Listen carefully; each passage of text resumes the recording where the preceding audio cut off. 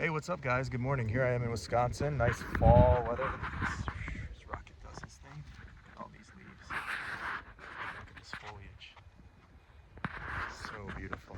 Hey, guys. I am just on a quick little walk. I'm gonna walk you through in some of the later videos about what I've been dealing with. Didn't get a lot of sleep last night, but it's funny. I've actually been using ChatGPT, which don't get me started on that whole topic because I know, for all it's skeptical, but it does work pretty good as a sounding board. I will tell you that, and it will kind of give you psychology and therapy sessions a little bit without diagnosing anything. It will definitely help you walk through what's happening under the surface in conversations, like screenshot certain conversations. It definitely helps you.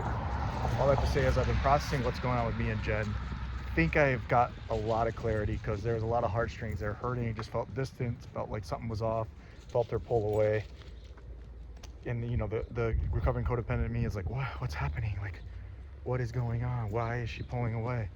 Well, I kind of broke it down, spent a lot of time processing it, and I'm not doing it as from this place of trying to blame her. I'm trying to understand me. What is my end game in it? Why am I allowing this? Why am I allowing myself to be in this and trying to understand the dynamics in the scenario? I talk a lot about different behavioral patterns in my program, www.pesterspointers.com. Shameless plug, yes.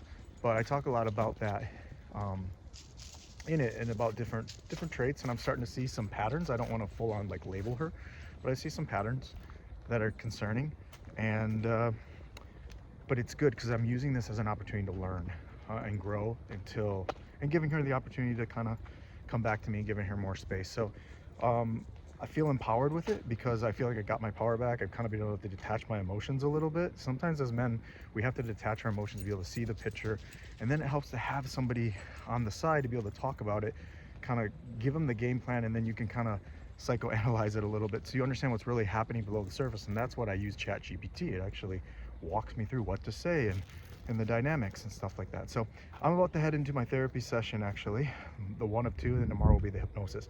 I will click over to the video here in a second and talk to you kind of about how that went. But I wanted to kind of give you the breakdown of where my head is at heading into this. And also, there's really three things I really want to get mastered.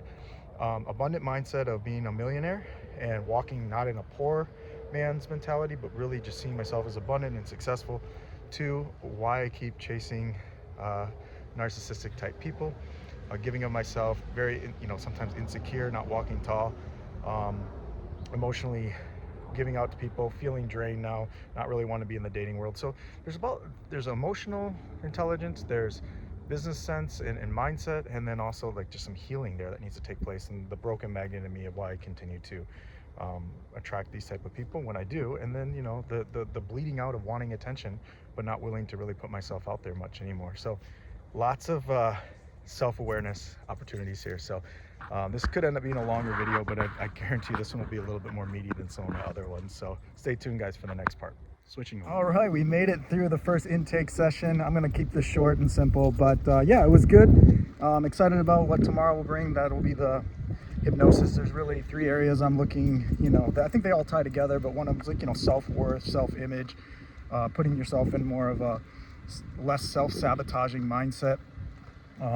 Definitely with relationships of, picking people that are continue to hurt you and, kind of like a pattern. It's just all about patterns, really. And then, of course, self-confidence, self-image. Yeah, and that ties into business sense and, having that millionaire mindset of wanting to be successful and self-sabotaging your success was one. I said that. And then the other one was where sometimes you procrastinate and don't follow through, kind of shut down. So yeah, getting past all that old paradigm, and I'm excited about where this can lead. Hopefully lead somewhere. I feel like God has ordained this because I wasn't really planning on coming home to Wisconsin, and it was kind of like the last few days thing where I'm like, I'll go home. And then my buddy just offered to, he knew somebody that could put me through two sessions, and he's just like, dude, I'll cover it. I think it's so good for me. I want it for you, because I can tell, like, you built this program.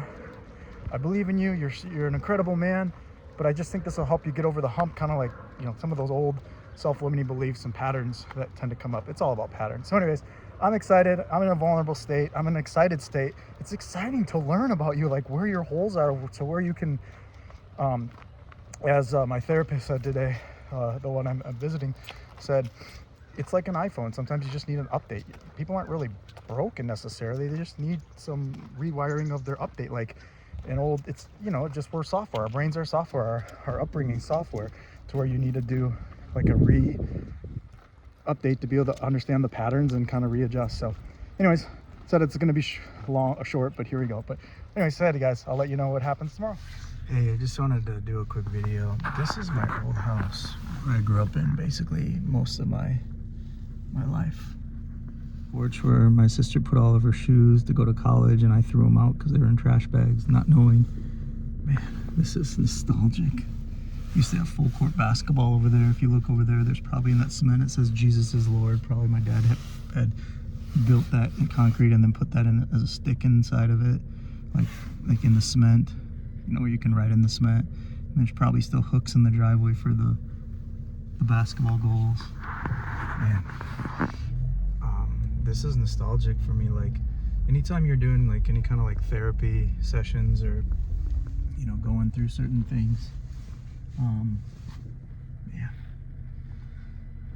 you know, going back and talking to the younger version of you is just really powerful. I remember it's changed a lot, but it's changed, but it's the same. I mean, I think our house looked prettier before when we were there. The trees weren't as big either. But man, this is just nostalgic. This is me walking, like having my big Hot Wheels or my bike and riding and coming home with scuffed toes because we play all day outside in the yard. But now this is therapeutic. It's very emotional actually, because this is just like a blast from the past. So I'm gonna take you up here. This is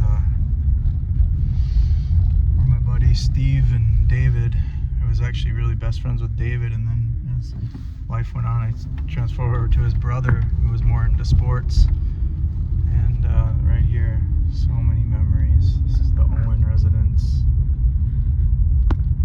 I spent so much time in their basement playing sports, baseball cards, whatever. Parents were always yelling at the kids. Kids are always disrespectful of the parents. Nostalgic. Why am I showing you all this? You know, because sometimes in life you have to go back, and when you get back and put yourself in a state of being, and those emotions start coming back up because old memories start flooding in. And I don't even know exactly what memories are all over here, other than I just like, wow, life is so fragile. And how many, like, for instance, Steve, you know, my buddy I was friends with, he's passed on.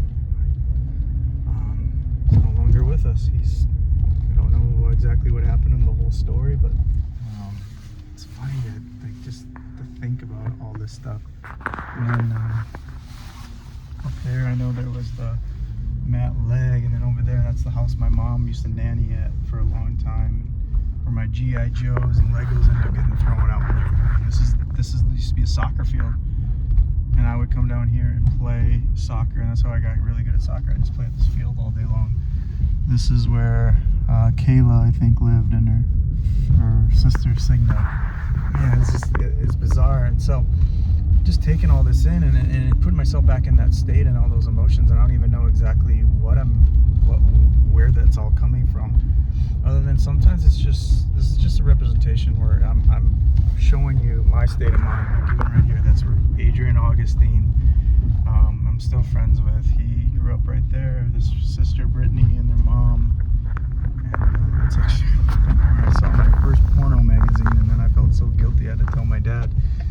Anyways, all that to say is putting yourself back in that state of mind, and then talking to the younger version of you. I think that's going to be a really powerful thing. And then just going back there, and whether it's forgiving the people that hurt you, or whether it's going back to a place of talking to little you so you can heal, it's powerful stuff. So I'll end with this. This is where my sister got in a bad car accident, took out this rail I know on the way to school. It was snowing, just lots of memories flooding back here. So thanks for going down memory lane, guys. Maybe that's something you guys can do for you if you're stuck in some place and don't know why you're stuck there. Something tragic and childhood.